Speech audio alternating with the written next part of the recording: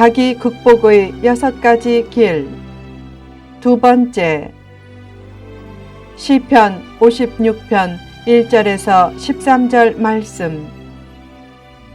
전편에 이어서 계속됩니다. 4. 승리를 확신하라. 다윗은 고난 중에도 하나님의 도우심과 승리를 확신했다. 성경은 잘 몰라도 하나님의 도우심으로 결국 승리한다 라는 확신만은 잃지 말라. 사탄의 가장 큰 일은 성도의 마음에 패배감을 심는 일이다. 너는 이제 안 된다. 너는 이제 희망이 없다. 뒤에서 다 너를 욕한다. 라고 하는 사탄의 속삭임과 속임수에 빠지지 말라.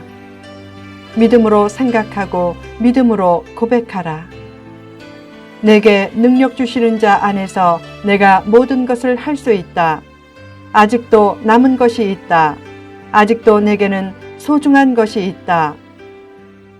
재주와 수단과 인맥도 중요하지만 가장 중요한 것은 확신이다.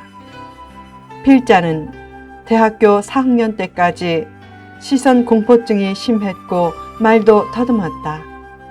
그래도 하나님의 도움으로 설교자가 된 지금은 사람들이 필자가 말을 더듬었다는 것을 믿지 못하겠다고 한다. 말을 더듬으면 어떤가? 말은 잘 못해도 거짓말은 안 하면 된다. 하나님이 원하시는 것은 화려한 말이 아니다. 화려한 말은 사람의 마음은 움직여도 하나님의 마음은 움직일 수 없다. 말은 못해도 감사합니다, 잘했습니다, 사랑합니다 라는 천국 방언을 잘하면 얼마든지 승리하는 삶을 살 수 있다. 독일 작가 헤르만 헤세는 어렸을 때 자폐증 환자였다. 커서도 극도의 신경쇠약과 언어장애로 시달렸다. 그 고통을 통해 더 아름다운 글을 쓸 수 있었다. 못한다고 하지 말라. 부자의 꿈을 미리 포기하고 나는 부자가 못 돼 라고 단정하지 말라. 남 앞에 서면 얼굴이 붉어지는 증세를 정면증이라고 한다. 정면증이 있는 사람은 대개 심장이 약하지만 하나님이 도와주시면 약한 심장도 강심장으로 만들어 주실 것이다. 패배를 운명처럼 여기지 말라. 성공할 수 있다고 여기는 사람의 말을 들어보면 대개 맞는 말이다. 반대로 성공할 수 없다고 여기는 사람의 말을 들어봐도 대개 맞는 말이다. 다 맞는 말이라면 성공할 수 있다고 여기고 나아가라. 성경은 일관적으로 하나님의 자녀는 성공할 수 있다는 말씀을 전해주고 있다. 내게 능력 주시는 자 안에서 내가 모든 것을 할 수 있다 라는 말씀을 마음에 깊이 새기고 어떤 일을 만나도 낙심하지 말라. 인내하고 나아가면 축복의 때는 반드시 찾아온다. 그때를 상상하며 계속 준비하고 전진하라. 넘어졌을 때 포기하지 말라.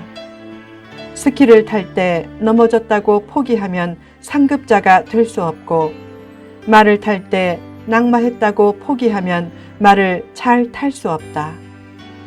그때는 더 큰 희망을 품고 스키를 신고 말 등에 올라타라. 온갖 패배의식을 버리고 자신의 놀라운 가능성을 믿고 스스로 안 된다고 하지 말라. 하나님이 도와주시면 어떤 상황도 극복할 수 있다. 5. 범사에 감사하라. 다윗은 고통 중에 한 가지 서원을 했다. 어려움이 있어도 블레셋 땅으로 가지 않고 감사하며 살겠다는 서원이었다. 상처를 아물게 하고 수치심을 덮어주고 불행한 생각의 바이러스를 박멸하는 가장 위대한 명약이 있다. 바로 감사다. 행복하게 사는 사람들을 보면 대개 감사하는 사람들이다. 부러워하지 말고 비교하지 말라. 없는 것이 불행을 낳는 것이 아니라 남보다 없는 것이 불행을 낳는 것이다. 부러워하면 지는 것이다. 부러움은 불평을 낳고 불평은 불행을 낳는다. 범사에 감사하라는 말은 절대적인 감사로 살라는 말이다. 생활 때문에 감사하지 말고 인생 때문에 감사하는 절대적인 감사로 살라. 또한 인간 관계의 상대성을 따라 상대적인 감사로 살지 말고 하나님 관계의 절대성을 따라 절대적인 감사로 살라. 세상에서 제일 매력 없는 사람은 핑계하고 불평하는 사람이다. 핑계와 불평으로 주변인들을 다 떠나게 하면 성공할 수도 없고 행복할 수도 없다. 반면에 세상에서 제일 매력적인 사람은 남을 높여주고 범사에 감사하는 사람이다. 감사하면 사람들이 자기 곁으로 몰려든다. 어떤 놀라운 성공 비결이나 성공 강연보다 중요한 것이 범사에 감사하는 삶이다. 범사에 감사하는 마음을 훈련해서 감사를 체질화시킬 때 다윗처럼 견고한 영혼이 된다.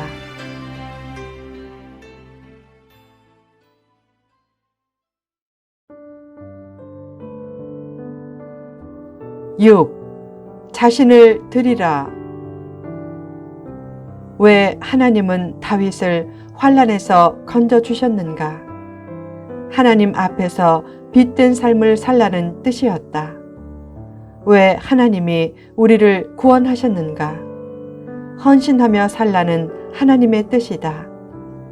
자기 극복의 가장 위대한 길은 스스로 자기를 극복할 수 없음을 깨닫고 자신을 하나님께 온전히 드리는 것이다. 헌신이 빠진 자기 극복은 니체의 초인사상과 같게 된다. 참된 신앙은 자기 극복 이전에 자기 헌신에 좌우된다. 자기를 드릴 때 자기를 극복할 수 있다. 왜 선교와 나눔이 중요한가? 남을 돕는 것이 나를 돕는 길이고 남을 행복하게 하는 것이 나를 행복하게 하는 길이기 때문이다. 나눔은 크기의 문제가 아니라 마음의 문제다. 선교 얘기는 자기 호주머니를 비우는 일과 관련되기에 듣기에 부담스럽다. 그래도 선교에 동참하는 것이 축복이다. 사람이 자기 것을 거룩한 일에 드릴 때처럼 행복해질 때는 없다. 결국 헌신은 자기 극복을 위한 최선의 길이다. 헌신이 없는 자기 극복은 일종의 기복주의 사상이다. 사람들이 불행해지는 이유는 자기를 높이는 것을 자기 극복의 길로 오해하기 때문이다. 그렇다면 부귀 영화를 가진 사람은 다 자기 극복의 귀재여야 하지만 실제로는 그렇지 않다. 살면서 사닥다리를 한 계단씩 오르는 것도 중요하지만 더 중요한 것은 현재 단계에서 헌신하는 것이다. 얼마 후 자기의 역량이 커져서 사닥다리를 또 한 계단 올라서면 그 단계에서 또 헌신하면 된다. 목회자가 50명 교회를 100명 교회로 만들고 더 나아가 1000명 교회로 만들면 성취감은 있어도 그것이 진정한 자기 극복의 길은 아니다. 사업을 키우고 아파트 평수를 늘리는 것도 자기 극복의 길이 아니다. 큰 꿈과 비전을 가지고 나아가면서도 현재 위치에서 최선을 다해 하나님께 자기를 드릴 줄 아는 것이 자기를 극복하는 길이다. 하나님은 할 수 있다. 스스로 무엇을 하겠다고 나서는 것보다 시시때때로 하나님 앞에 자신을 드리는 것이 더 중요하다. 때로 단점이 노출되고 수치심이 클 때도 하나님께 자신을 드리면 그때가 오히려 믿음이 성숙해지는 기회가 된다. 또한 그때 사람들의 시선에 몰입했던 자신이 주님께 더 몰입함으로 넉넉한 마음을 가지게 되고 등 뒤에서 힘주시는 주님을 의지해 주님만 바라보고 사명을 향해 달려갈 수 있게 된다. 그처럼 자기 뜻이 사라지고 주님 뜻이 부각되어 세상과 자신은 사라지고 구속한 주님만 보이게 될 때 그 영혼은 무적의 영혼이 된다.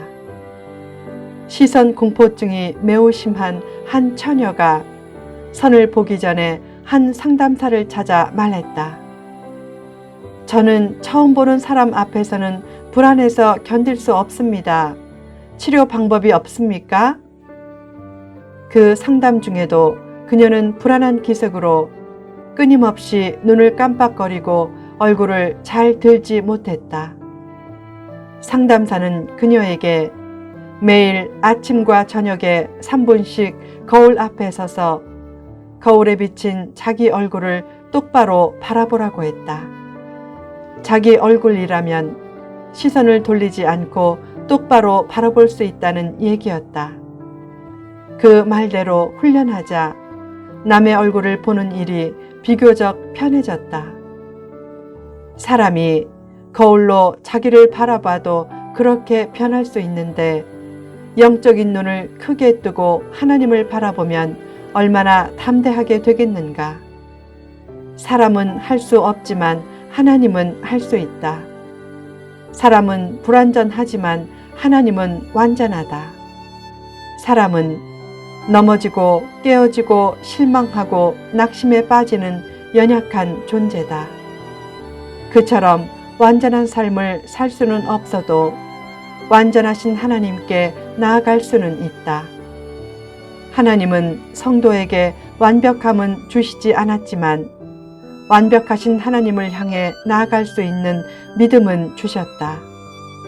그 믿음을 가지고 하나님께 나아가 하나님의 뜻과 하나님의 품에 자신을 드리는 존재가 가장 복된 존재다.